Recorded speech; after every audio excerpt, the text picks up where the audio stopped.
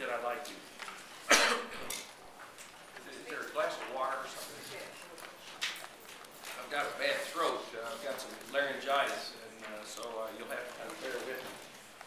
Someone said my voice is weak today, but my heart is strong. So I'd like to make a short statement, and then I'd welcome any questions you might have.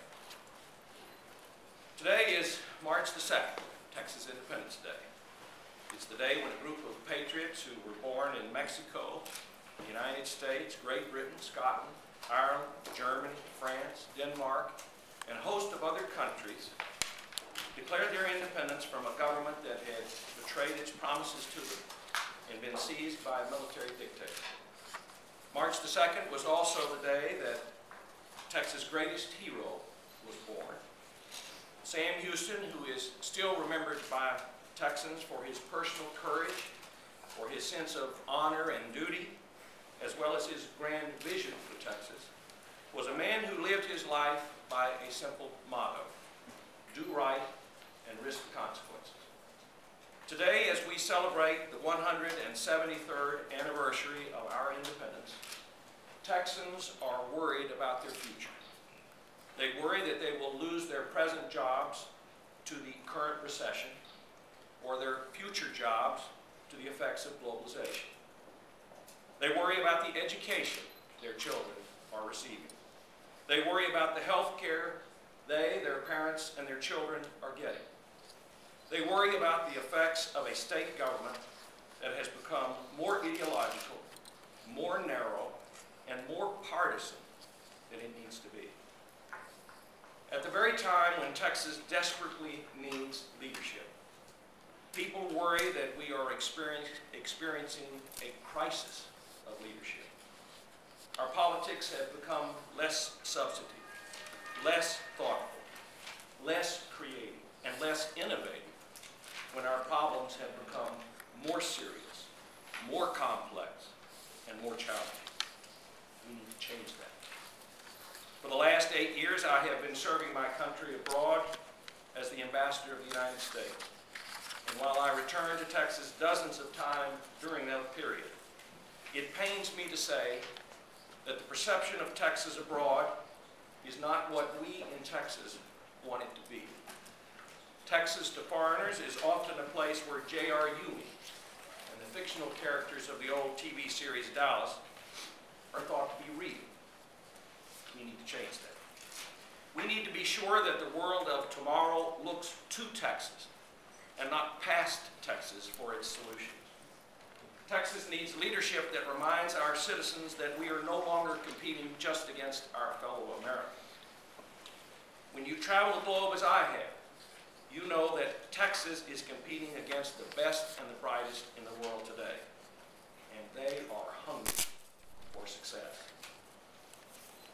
We need to know that a child entering the first grade in Texas will be able to compete in 20 or 30 years with a child entering the first grade in China or India. If they cannot, then Texas will find itself slipping into a third world status.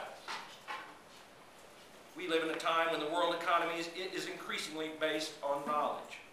To participate in that economy, we must do more in education. If we do not restore to the teaching profession the dignity and respect that it deserves, if we continue to starve education in Texas and act as if it is a burden rather than a blessing, if we ignore the fact that hundreds of thousands of young Texans are dropping out of school, if we continue to raise college tuition to make it harder and not easier for young people to get their education, then the Texas that we leave to our children will be a Texas less than was given to us. We cannot, in good conscience, allow that to happen. We must prepare Texas for the future, not the past. When I began my remarks, I talked about the significance of March the 2nd to the people of Texas. I failed to mention one other important event that occurred on March the 2nd, 1861. That was the day that Texas voted to secede from the Union. The governor at that time was Sam Houston. He told Texans that withdrawing from the Union would be disastrous for America and disastrous for Texas.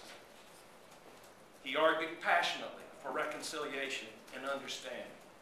He pleaded, he cajoled, but it was all to no avail. Those who appealed to fear and prejudice won the day. They demanded that Governor Houston take an oath of allegiance to the Confederacy. Houston refused, saying in a letter to the people of Texas, "The governor's office holds no charm for me if it must be purchased at the price of my principles." We need the spirit of Sam Houston to be with us again in Texas. We need leadership that will call forth the best that is in us, not the worst. I believe it is time for those of us who love Texas to do right and risk the consequences.